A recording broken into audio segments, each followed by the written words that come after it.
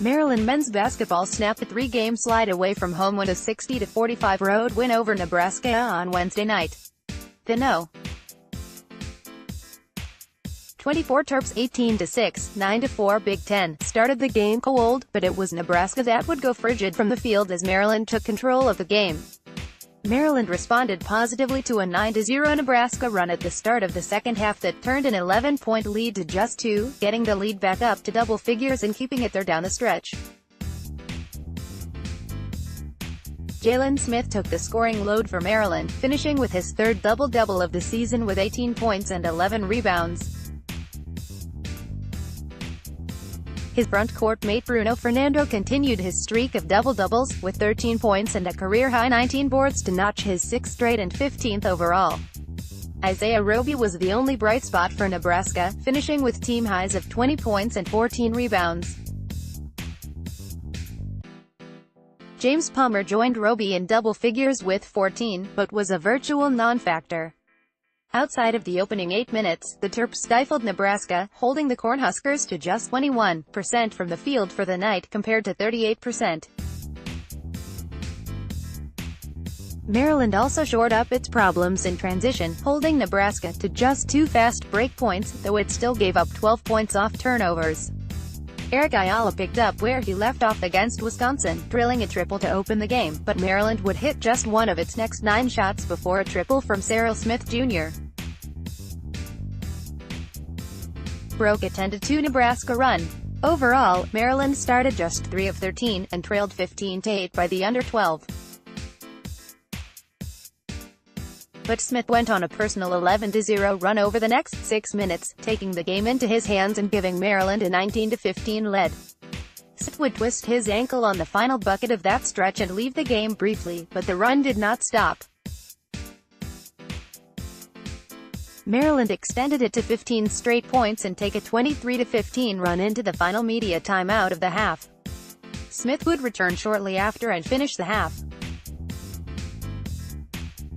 After opening slow, the Terps put the straps on Nebraska and held it without a field goal for over 9 minutes. The Cornhuskers would break that drought before the break, but Maryland still took a 28-20 lead into halftime. Roby was a problem for the Terps early, scoring 12 of Nebraska's first 15 points and 13 of its 20 for the half. Smith obviously went into the half as Maryland's leading scorer, though all 8 players who played scored in the first half for the Terps. Just like to open the game, Ayala started the second half with a triple to put Maryland up double figures for the first time. It didn't last, as a 9-0 run from Nebraska brought the Cornhuskers within 2, at 31-29. The next few minutes saw Maryland stabilize its lead with a 10-1 run, punctuated with a dunk and step over from Fernando that drew a huge reaction and technical foul on Nebraska coach Tim Miles. The Cornhuskers responded to the tech with a triple, but Maryland clapped back with an 11-2 run to go up 52-35, and stretch its lead as high as 20. From there it wouldn't get within 10 again, even with a 7-0 Nebraska run mixed in. Maryland now has 6 days before its next game. After playing 5 of their last 6 games away from College Park, the Terps return to the Xfinity Center looking for revenge against No. 15 Purdue on Tuesday, Feb.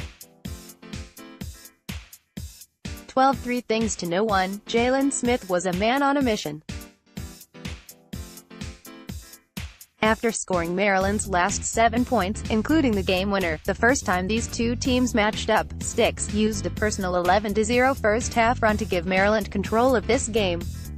He continued to push, ending with third double-double, and showed his offensive prowess and improved physicality in this one. 2. It was a balanced scoring night for Maryland. It took Fernando a while to join Smith in double figures, but head coach Mark Turgeon got solid contributions even beyond those two. All 8 Terps who saw minutes against the Cornhuskers scored, and 6 of those ended with more than 5 points. 3. It still gets harder from here. Maryland gets a break for a little under a week of rest before starting a stretch that will include 3 straight teams currently ranked in the top 20. Maryland has past history with Purdue, after falling by 2 on the road in December, then will take on Michigan and Iowa back-to-back on the road.